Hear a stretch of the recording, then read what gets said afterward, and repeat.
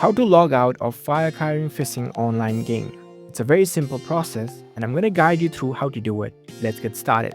First of all, on your phone, head over to your preferred web browser. Once you're on your browser, tap on the search bar and search for FireKirin.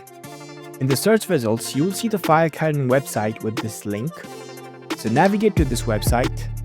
Now tap on Play Now over here.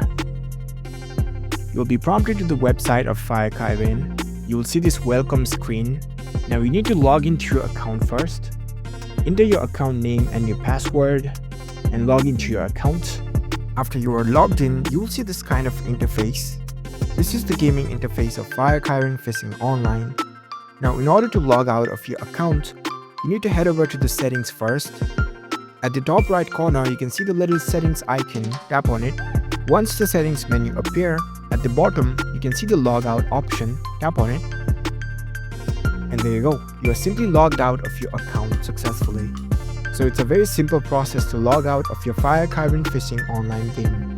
If you found this video helpful, don't forget to give this video a thumbs up and subscribe to our channel for more tech tips. Thank you for watching.